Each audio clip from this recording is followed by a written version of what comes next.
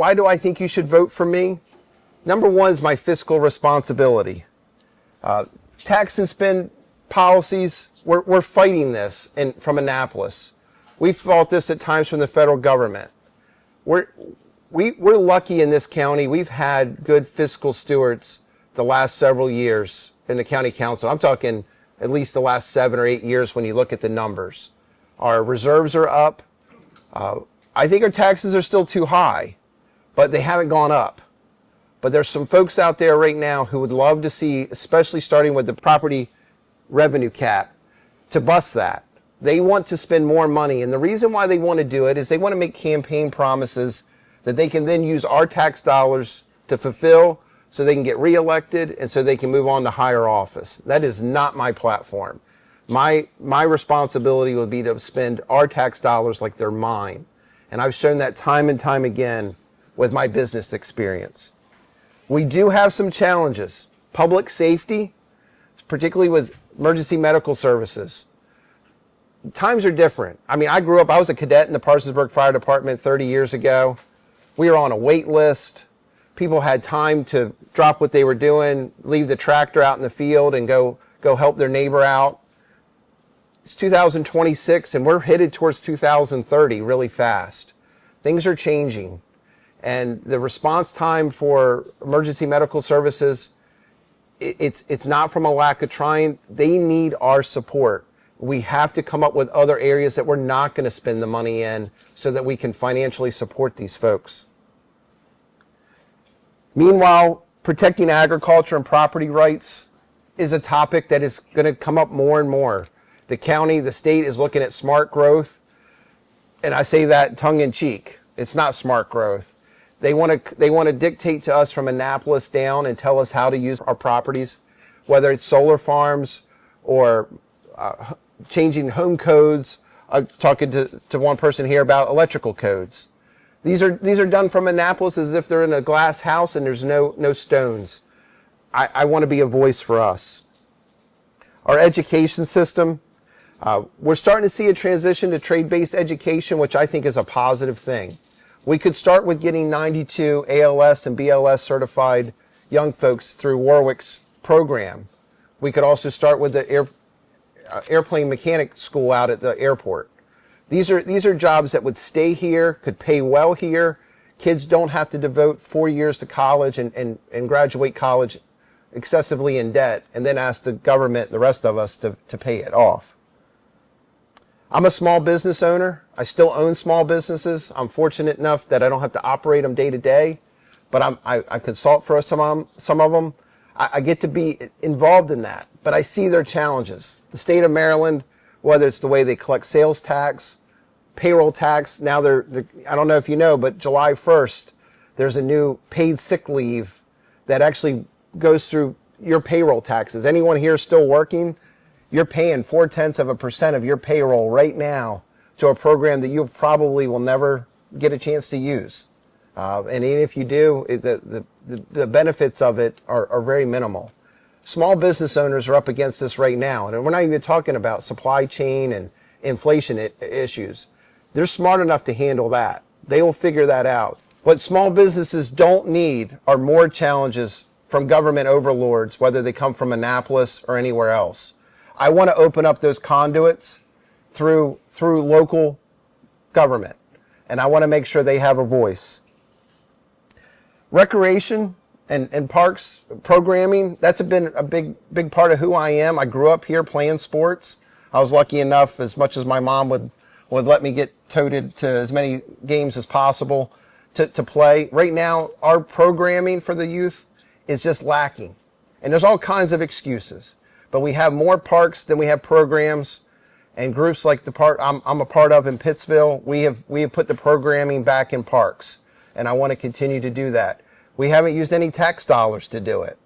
We've done it just through opportunity. Just open the door and let the people who want to use these areas use them. The taxpayers are already paying for them. I want to tell you who I'm not. And there's not many on this list, but there's a couple. I'm not a yes man. There's a couple young folks here who've worked for me in the past.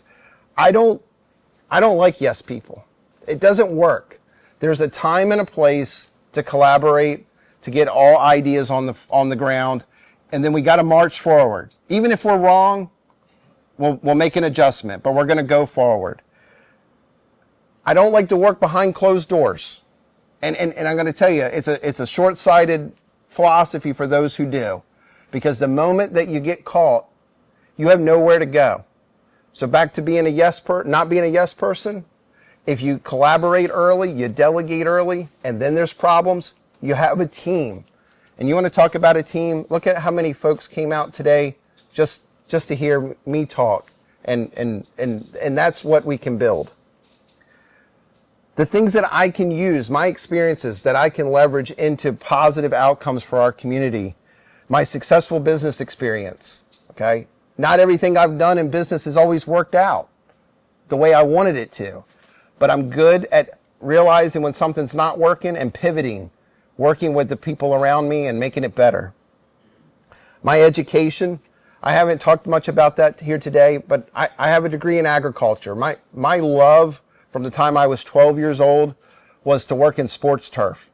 And I did. I mean, I was 15 years old and I'm working at the Shorebirds. And the dumbest thing they ever did is they paid me to watch baseball and play in the dirt. Because I'd have done it for free every day. And they gave me a paycheck to do it. Yes, I still got to work at the shrimp boat as a kid, but I got to watch a lot of baseball games every year at $5 an hour. Agriculture is the backbone of what we do. We can grow our commercial tax base, but if we don't have truck drivers with Purdue, we don't have farmers growing soybeans, growing corn, raising chickens, there's not a lot else. There's no government that's going to save you if we don't have those industries and we're not protecting property rights and the right to farm. I can use my contacts with public figures, even the ones I don't agree with. And I can give you a great example of this. In the Parks and Rec department, the director there, him and I 4 years ago did not see eye to eye on the programming that I spoke about earlier. It wasn't contentious, it wasn't personal, but we weren't in agreement. We have worked so hard at growing the parts that I felt strongly about while also meeting his goals. We are as close and allied as ever. And you're going to hear at times that I'm not somebody who always gets along with the county executive. And I think that's a good thing. I've also gotten a chance to work on a lot of positive projects with the county executive. Some of them really small that impact some folks in a big way, like the light out at Railroad Road, attending the town hall meetings with the State Highway Administration and advocating for there to be turn lights there instead of just a traffic light. Her and I were on the same side with that. But if a financial audit comes back 3 months late, I'm not going to be okay with that. I wouldn't be okay with that in business. I'm not okay with that there. So I'm going to stand up for what's right, and I'm going to continue to be able to work with every single person. So what do we need to do? Okay? And I told you I was going to get back to this, and I'll wrap up my speech here. The primary is June 23rd, and the early voting's June 11th through the 18th. And let's face it, as Republicans, we all have bristled a little bit at early voting maybe 8 or 12 years ago. I still bristle at mail-in voting. It doesn't feel like the system we had that wasn't broken before. But this is the system we have, okay? We need to encourage folks, we need them to vote. In this district, in the primary, I estimate that I need 800 yes votes to be successful. And in a normal primary year, we have between 1,200 and 1,500 people vote. That's not many people. It's not. So I love the support, but I need to ask for your vote, not just the support. If you have an elderly family member, they need to request a mail-in ballot. You can help them fill it out. I've gone to these meetings. I'm not saying you fill it out for them, but you can aid them in filling it out and getting it into the mailbox for them. They may just need help writing their name on it. But we need to embrace these things, not because they're right or wrong, but because it's the system we're in. The Democrats are going to do this, and we need to be able to do it as a Republican Party as well. I do need to ask for volunteers, but I will tell you we have a great volunteer network. And I'm not asking anybody to do anything specific, but if anybody here has anything that they'd like to do, whether it's just to help out on election day, because we're going to have to cover about 6 or 7 or 8 precincts, I'll take that. You being here today means a lot to me. But if you're somebody out there who's like, you know, what's that other thing I could do? It is that. Lastly, call me. My business card and my RAC card is up there. Please take as many of them as you think you would want. It has my email address, which I'm happy to tell you, but it's probably best if you just read it off the card because who's going to remember it? But it also has my cell phone number and it has my website. The RAC card has the same information the website does. It has all my platforms on there. Thank you all. Thank you.